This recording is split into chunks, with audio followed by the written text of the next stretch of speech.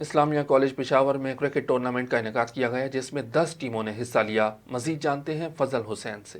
اسلامیہ college Peshawar میں cricket tournament کا انعقاد کیا گیا۔ ٹورنامنٹ اپنی مدد آپ کے تحت منعقد کیا گیا تھا اور بچوں کی انٹری بھی فری رکھی گئی تھی، جس میں 10 ٹیموں نے حصہ لیا۔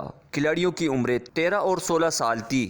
اس حوالے سے آل بورڈ کوارڈینیشن کونسل کے وائس چیئرمین ڈاکٹر عالم نے گفتگو کرتے ہوئے کہا کہ یہ تو ہم نے تقریباً 1 مہینہ پہلے اس پہ کام شروع کیا ہے۔ متی اللہ ہمارے ساتھ تو فرسٹ کلاس کرکٹر ہے اور میں نے، اور یہ اپنی مدد آپ ہے، اس میں ہمارے ساتھ کسی نے وہ کوپریشن نہیں کیا، یہ خود ہی بس ہم نے ارینج کیا، فری انٹری ہے، کڈز بھی بچوں کو فری دیے، اور یہ زبردست ٹورنامنٹ۔ اس میں تقریباً 10 ٹیمیں تھیں اور عمر 13 اور 16 کے لڑکے ہمارے ساتھ، اور ٹیم میں تقریباً راولپنڈی بھی سے تھا، سوات سے بھی، مردان، چرسدہ یہاں سے بھی تھے۔ یہ ٹورنامنٹ کا مقصد ہمارا یہ تھا کہ ہم گراس روٹ لیول پہ کوئی ایسا ایونٹ KPK میں نہیں ہوا ہے، تو ہم چاہ رہے تھے کہ ایسا لیگ ہم کروائیں جو KPK کے سطح پہ ہو، اور اس میں وہ بچے جو ڈیزرونگ بچے ہیں وہ آگے آئیں۔